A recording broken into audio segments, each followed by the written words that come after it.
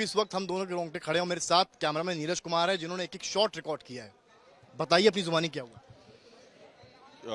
बहुत लंबा करियर हो गया, लेकिन इस तरीके का शूट आउट मैंने अपनी लाइफ में कवर नहीं किया। दंगे बहुत देखे, बहुत कुछ देखा, लेकिन जब पुलिस अंदर आई और हम लोग कैजुअली साथ में आ रहे थे, अमूमन ऐसा होता है कि कोई क्रिमिनल आता है तो हम लोग साथ में उसको कवर करते हुए जाते हैं, और एकदम से हम इंतजार कर रहे थे काफी देर। बिल्कुल हम लोग करीब आधे घंटे से वेट कर रहे थे कि अतीक अहमद आएगा, और हम लोग उसको उसकी बाइट के लिए इंतजार कर रहे थे कि एक शब्द वो बोलेगा। और जैसे शुरू करना, यहीं से शुरू करते हैं। बिल्कुल यहाँ से जैसे ही आप बात करना शुरू करते हैं और हम लोग पीछे पीछे जाते हैं, और जैसे ही बोलना शुरू करता है, जैसे ही अतीक अहमद और असद वो उसका भाई बोलना शुरू करता है, और एकदम से तड़तड़ाहट की आवाज आती है और ऐसे लगता है कि जैसे पटाखे दगने लगे। मैं अपने आंखों के सामने धुआं देख पाता हूँ एकदम से। आप धुआं देख पाते हैं, मुझे एक हल्का सा बर्न नजर आता है, और मैं 2 कदम पीछे हट के मैं देखता हूं, और एकदम से फायर, और सब तितर बितर हो जाते हैं, इंक्लूडिंग जितने पुलिस वाले थे उनको भी समझ में नहीं आया, और वो एकदम से पीछे हटे।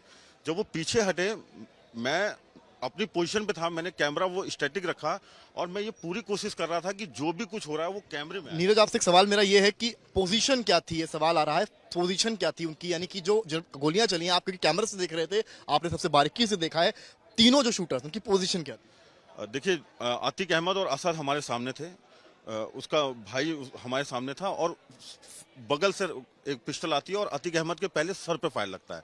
जैसे ही सर पे फायर लगता है और एकदम से तड़तड़ाहट शुरू होती है, और सब जितने भी लोग थे वो कम से कम 2-4 कदम पीछे हटते हैं, तो एक राइट हैंड साइड पे, एक लेफ्ट हैंड साइड पे, और एक यहाँ से, मतलब तीनों तरफ से उसको घेरा हुआ था, और बेतहाशा फायरिंग हो रही थी।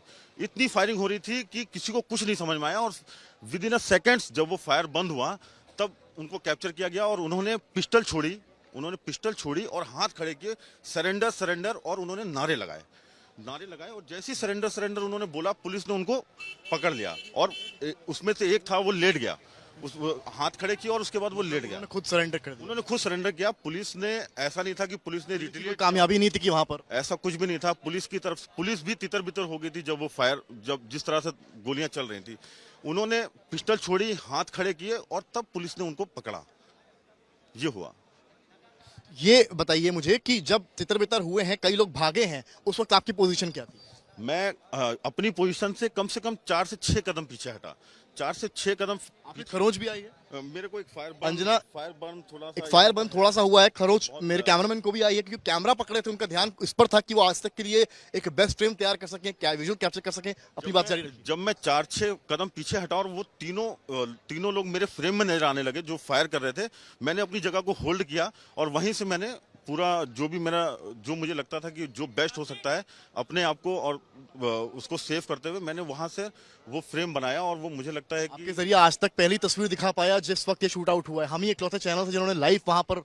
नहीं, बिल्कुल हम लोग ग्राउंड पे रहते इसीलिए हैं कि अपने दर्शकों को जो भी बेस्ट हो सके वो दिखाएं, और हम यहाँ से साबरमती तक गए, जितनी फोर्स थी वो हमको यहाँ पे नजर नहीं आ रही थी। सवाल ये है कि जहां पर स्पॉट है वो कैमरा एक पड़ा हुआ है और एक माइक दिख रहा है, और ये बताया पुलिस ने है कि ये उन्हीं लोग का था, वो पत्रकार के वेश में आए थे। तो कुछ अंदाजा आपको लगा था बॉडी लैंग्वेज से कि कोई इस तरह से अपने साथियों में आ जाए? नहीं, ऐसा कुछ नहीं था। 4-6 चैनल थे और कुछ लोकल के थे जिनको हम जब से इलाहाबाद में मैं कवर करने आता हूं, जिनको मैं देखता रहता हूं, मुझे बिल्कुल अंदाजा नहीं था कि कोई ऐसा व्यक्ति होगा।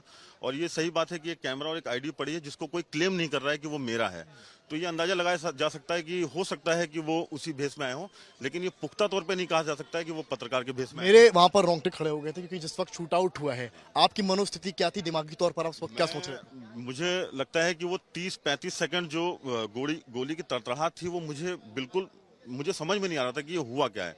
लेकिन जब मैं 4-6 कदम हटा और एकदम से मुझे 3-4 लोग फायरिंग करते हुए नजर आए, मुझे लगा कि ये ऐसा हो गया है। और अगले ही पल उसका अतीक और उनका भाई जमीन पे पड़े हुए थे, और बाकी लोग जो हैं वो हाथ ऊपर करके सरेंडर करने की मुद्रा में थे। सरेंडर उन्होंने चिल्लाया, और उसमें 2 को खड़े पे पकड़ा गया है और एक अपने आप जमीन पे लेट गया है। पुलिस का हाव भाव उस वक्त क्या था? सवाल। पुलिस नदारत थी, पुलिस आसपास नहीं थी। आप अगर मेरे फ्रेम में देखेंगे तो तीनों शूटर्स ने उन दोनों भाइयों को घेर के रखा हुआ है, और पुलिस कहीं भी फ्रेम में नहीं है। पुलिस अपनी खुद जान बचा रही थी? बिल्कुल जान बचा रही थी। पुलिस आपको मैंने वाइट खोल, उस बात की फिक्र नहीं थी वहां कितने पत्रकार खड़े हैं? मुझे नहीं लगता है कि होगी। मुझे लगता है कि जिस तरह की गोलीबारी हुई है, सब अपनी जान बचा के भाग रहे होंगे, तो पुलिस ने भी सोचा यही बेहतर है कि पहले जान बचाई जाए, बाद में देखा जाएगा।